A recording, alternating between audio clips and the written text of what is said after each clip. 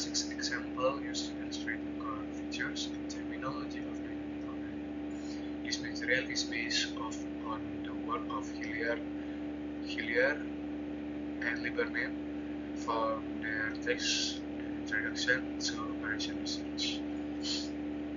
And my name is Walangitan Pelealu, and my space ID is 102012400021.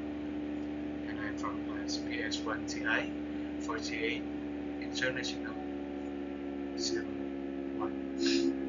Okay, so let's move on to the stagecoach problem. Is that there is a problem specially constructed to illustrate the features and to introduce the terminology of the dynamic programming. So here the problem tells the story of a 19th century fortune seeker in Missouri traveling to the West California gold rush.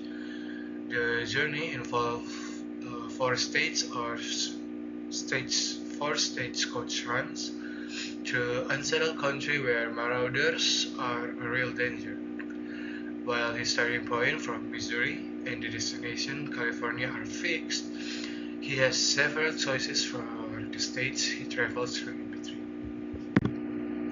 So here, our traveler is prudent and wants the safest path to determine this. He looks at the cost of life insurance policy for its runs. Since the insurance cost is based on a careful evaluation of road safety, the safest total route will be the one with the cheapest total insurance cost. Here we define the CIJ as the cost for a policy for traveling from state I to state J.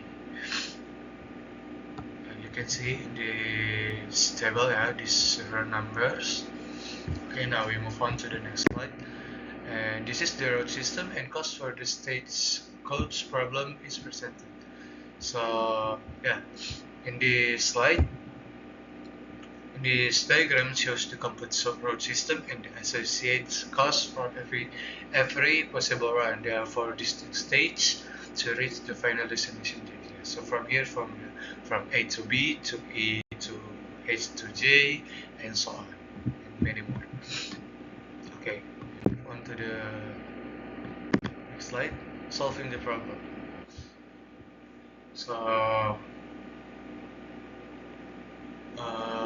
you might think short-sighted approach, always picking the cheapest next step, would work, but it doesn't, because for example, the path A, B, F, I, J costs 13. However, but sacrificing a little on one stage can lead to bigger savings later. It can cost many more.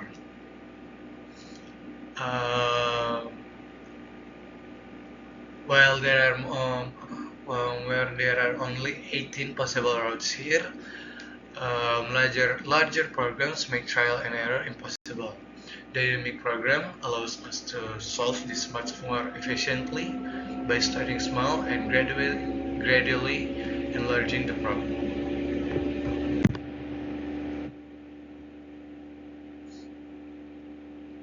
For the stagecoach problem, we start with a smaller problem where the fortune seeker has nearly completed his journey and has one more stage, the second round, to go. The obvious optimal solution for this smaller problem is to go from his current state, wherever it is, to his ultimate destination at state J.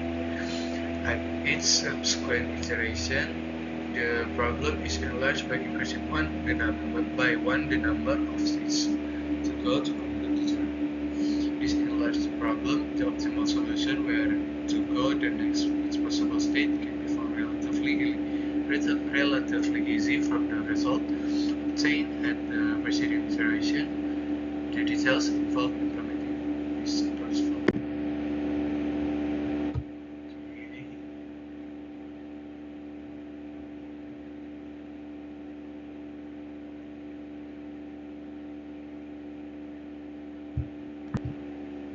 Okay, now we have the formulation.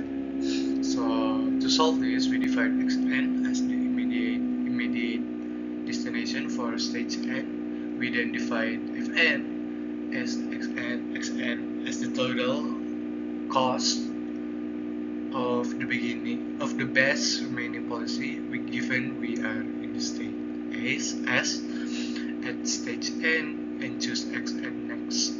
Our goal is to find the path that minimizes this cost, which we denote as fns, if I'm not mistaken.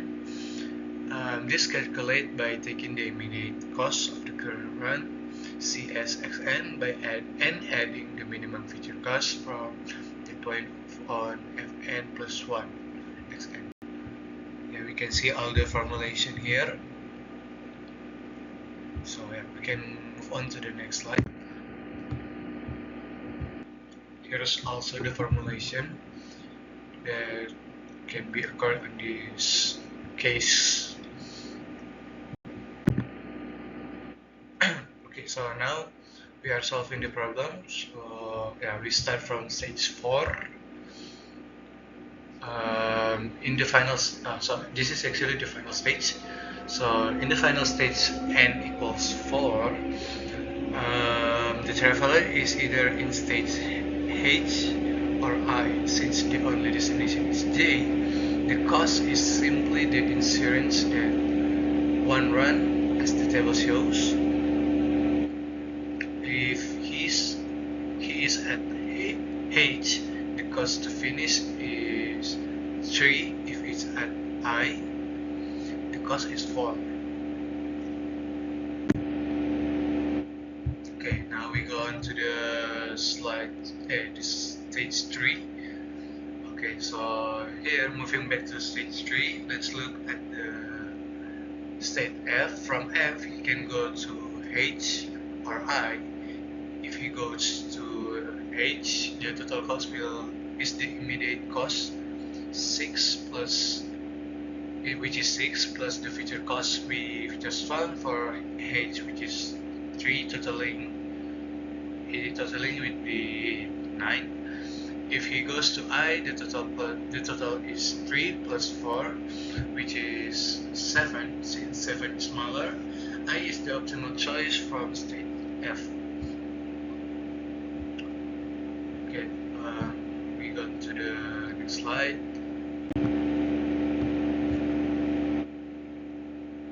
So still at the stage 3.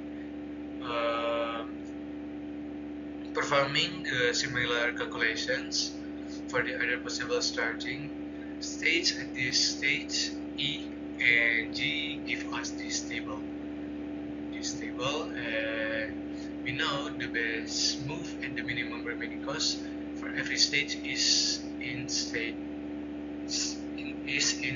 3.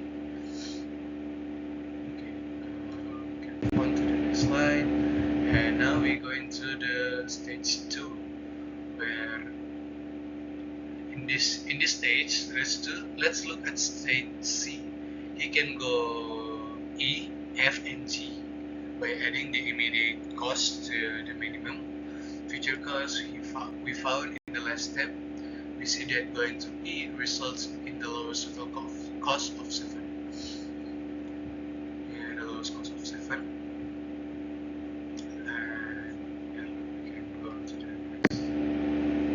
Still at the stage 2, applying this to the stage B and D, we get our full stage 2 table. Notice that for stage B and D, there's a tie between destination E and F, meaning that either choice is equally optimal from those points.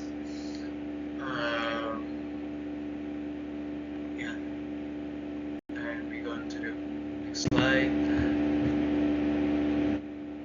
So now we have the stage 1, the solution. And finally we reach the first stage. At stage A, we compare the 3 options B, C, and D. Adding the immediate cost to the future cost. we find that starting towards C or D both yield the minimum total cost of 11. So yeah, moving on to the next slide. Making the conclusion. So here is how the conclusion. Basically, this final diagram highlights the three optimal paths that we identified through the dynamic programming process. You can see how from here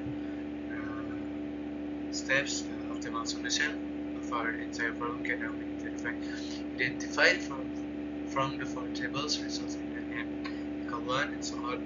For n2, the result is s equals c is x2. That leads to the n equals 3 problem, which gives x3 h equals h for s equal a. Okay, on. So here is the final diagram. You can see here. This is all for the optimized solution and the final route for the traveling the gold hunter from the case